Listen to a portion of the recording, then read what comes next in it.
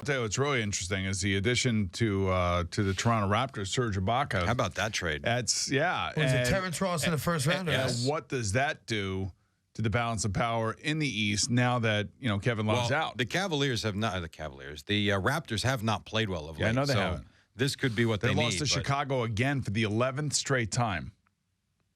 So I don't know. Do they challenge the Cavaliers all of a sudden? I don't know that they do. Well, I mean, I think right now the Celtics could win a game for sure. Yes. The Raptors have to. If you're the Raptors or the Celtics, really no one else.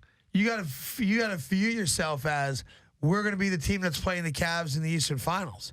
I don't think the Wizards are good enough to beat them. The Hawks, the Raptors are in 5th right now. By the way, Washington might be playing better than anybody right now in the East. The Wizards right now are playing kind of like the Capitals. Washington is playing great basketball right now. Capitals are the best team in the NHL right now, and the Wizards all of a sudden are starting to catch up. They're only 5 games out. The Celtics, though, have the best chance. 2.5 games out. Who's behind?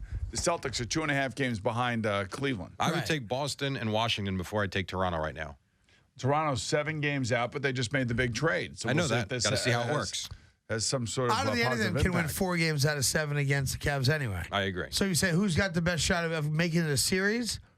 I think it's especially with the way that LeBron played last night. I mean, Toronto becomes interesting because of what just happened. So, but the amazing thing is now the rhetoric coming out of Cleveland is with Kevin Love hurt, you're going to have to play LeBron more than he's ever played.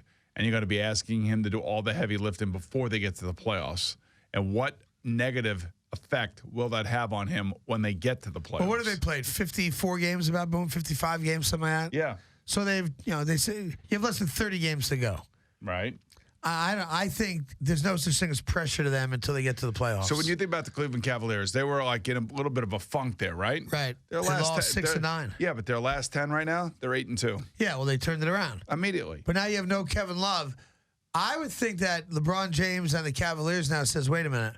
Toronto's making a move. Celtics are low to a young talent, although they're probably a couple years away maturity-wise from giving us a real run. You got to go get me a guy. And that guy makes sense. Now it's Carmelo Anthony.